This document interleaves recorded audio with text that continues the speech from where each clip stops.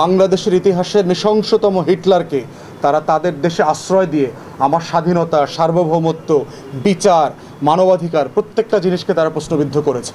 অতএব আমার স্বার্থকে ক্ষুণ্ণ করছে যে এই দেশ, তাদের অধিকার নাই তার স্বার্থ ক্ষুণ্ণ হবার কল্পিত গল্প, নাটক রচনা করবার। যে এত হইচই কেন, এত মাতম হচ্ছে কেন পশ্চিমবাংলায়, কলকাতায় এই যে বিজেপির যে চ্যানেলগুলো আছে, হিন্দুত্ববাদী ফ্যাসিবাদী যে চ্যানেলগুলো আছে, এত চিৎকার চেঁচামেচি কেন? সমস্যাটা কি? আপনাদের এই গুজব, এই যে হিন্দুত্ববাদী গুজব, আওয়ামী গুজব সব একসাথে মিলে কাজ করছেন কেন? আপনাদের নিরাপত্তা ঝুঁকি থাকলে স্পেসিফিকলি বলেন এই কনসার্ন আছে, এই কনসার্ন অ্যাড্রেস করা হবে।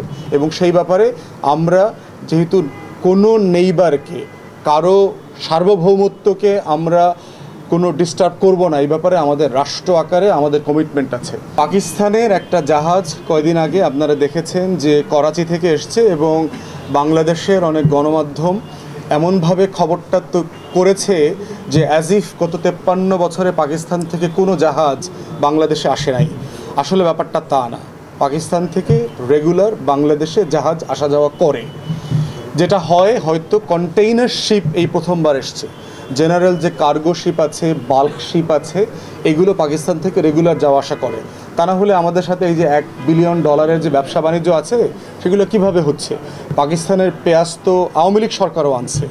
তাহলে এই ধরনের উদ্ভট নিউজ করে, এবং কোনো পত্রিকাতে দেখলাম যে কোনো কন্টেইনার খালি ছিল, কোন কন্টেইনারে কি ছিল সেটা জানা যায় নাই। আপনার জানতে হবে কেন? যে ব্যবসা করে সে জানবে।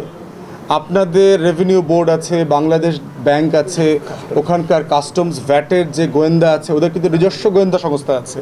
তারা দেখবে যে এলসি করা হয়েছে কোন পণ্যের জন্য, এটা কি আলুর জন্য করা হয়েছে, আলুর বদলে কি পটল এসেছে, পটলের বদলে কি পেঁয়াজ এসেছে, ওটা তারা দেখবে। কন্টেইনার খালি কেন আসছে এই জবাবদিহিতা তারা করবে। কিন্তু বাংলাদেশের গণমাধ্যমে এমন একটা হইচই হয়ে গেছে, হায় হায় হায় কী অবস্থা হয়ে গেছে। ভাবখান এরকম যে পাকিস্তান ভারত দখল করে ফেলছে, এরকম একটা খবর। তো বাস্তবতা তো আসলে সেরকম না।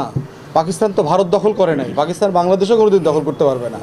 সো সেইখানে জাহাজ একটা কেন, হাজার হাজার জাহাজ আসা দরকার।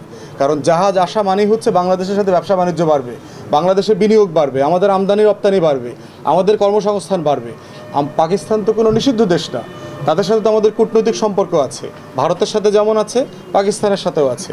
সকল দেশের সাথে আমাদের কূটনৈতিক সম্পর্ক আছে, তাদের সাথে ব্যবসা বাণিজ্য সব কিছু চলছে, চলমান থাকবে এবং থাকতে হবে। প্রশ্ন হচ্ছে, ভারত যদি বোধ করে থাকে যে পাকিস্তানের কন্টেইনার শিপ আসার মধ্য দিয়ে তাদের নিরাপত্তা ঝুঁকি আছে, কোনোভাবে যদি তারা বোধ করে থাকে, সেটা তারা বাংলাদেশ সরকারের সাথে রেজ করবে যে কিভাবে তার নিরাপত্তা ঝুঁকির বিষয়টা বাংলাদেশ অ্যাড্রেস করতে পারে। এবং সেখানে বাংলাদেশ সরকারকে আমরা অনুরোধ করব যে আপনারাও বিষয়টা রেজ করেন, হাই কমিশনারকে ডাকান যে এত হইচই কেন, এত মাতম হচ্ছে কেন পশ্চিমবাংলায়, কলকাতায় এই যে বিজেপির যে চ্যানেলগুলো আছে, হিন্দুত্ববাদী ফ্যাসিবাদী যে চ্যানেলগুলো আছে, এত চিৎকার চেঁচামেচি কেন? সমস্যাটা কি? আপনাদের এই গুজব, এই যে হিন্দুত্ববাদী গুজব, আওয়ামী গুজব সব একসাথে মিলে কাজ করছেন কেন? আপনাদের নিরাপত্তা ঝুঁকি থাকলে স্পেসিফিকলি বলেন এই কনসার্ন আছে, এই কনসার্ন অ্যাড্রেস করা হবে। এবং সেই ব্যাপারে আমরা যেহেতু কোনো নেইবারকে, কারো সার্বভৌমত্বকে আমরা কোনো ডিস্টার্ব করব না, এই ব্যাপারে আমাদের রাষ্ট্র আকারে আমাদের কমিটমেন্ট আছে। Zero problem with the neighbours. আমাদের সকল নেইবারের, প্রতিবেশীর যে স্বাধীনতা, সার্বভৌমত্ব আছে, তার প্রতি আমাদের শতভাগ সমর্থন আছে।